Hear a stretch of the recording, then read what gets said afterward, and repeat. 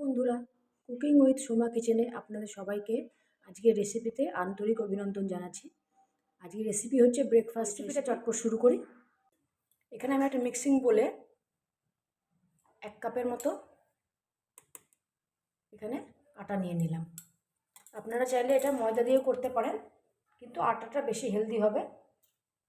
এর মধ্যে 1 চামচ কসুরি মেথি, কসুরি মেথির বদলে ধনে পাতা কুচোও নিতে পারেন, চামচ ক্রাস্ট আদা, দুটো কাঁচা লঙ্কার মাত্রাটা এখানে কম করতে পারে, ভাজা মশলা, হিং 1 চুটকি, কালো নুন, সাদা নুন, আমচুর পাউডার, গোটা জিরে আর চাট মশলা, এগুলো সব আমি এখানে দিয়ে দিলাম। 2 চামচ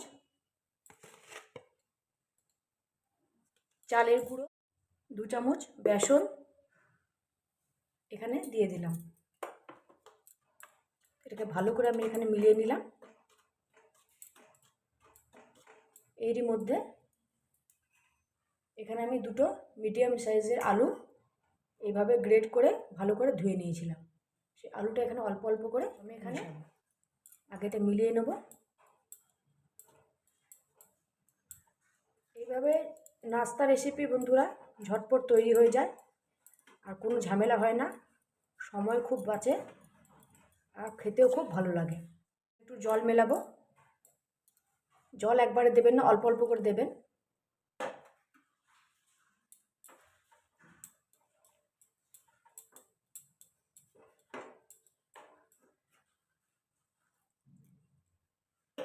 এখানে বন্ধুরা সুজি দিয়েও এই রেসিপিটা বানানো যায়, তো আজকে আমি আটা দিয়ে এটা শেয়ার করছি, খুব ভালো লাগবে খেতে। চালের গুঁড়োর বদলে এখানে সুজিও ইউজ করতে পারেন।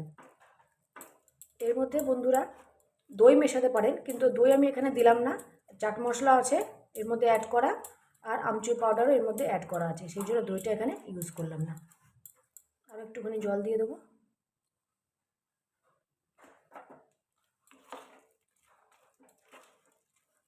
তো এখানে ব্যাটারটা খুব একটা পাতলা হবে না, এরভাবে গাঢ় একটা ব্যাটার হবে।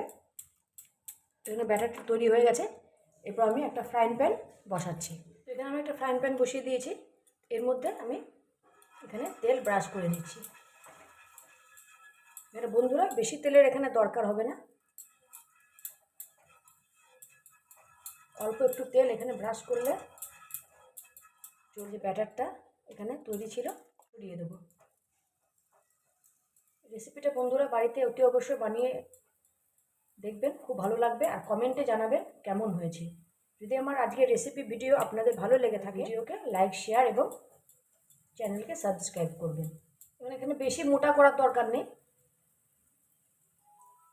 পাতলা করে এটা স্প্রেড করলে তাড়াতাড়ি হয়ে যাবে, আর ভালো আলুগুলো যে রয়েছে সঙ্গে, আলুগুলো ভালো ভেতরে সেদ্ধ হয়ে যাবে। তো সেই জন্য এখানে পাতলা করে এটাকে স্প্রেড করতে হবে। আমি এটা ঢাকা দিয়ে দিচ্ছি, আর এখানে আঁচটা লো টু মিডিয়াম থাকবে। তারপর আপনাদের দেখাচ্ছি, দেখে নিচ্ছি। বন্ধুরা কি সুন্দর কালারটা হয়েছে। তো আমি উল্টে এই পিঠটাও আবার ভেজে নিচ্ছি, আরও একটু ঢেকে দেবো, তারপর আপনাদের দেখাচ্ছি।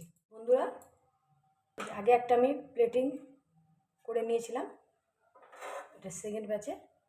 আমি এখানে গ্যাস বন্ধ করে দিয়েছি।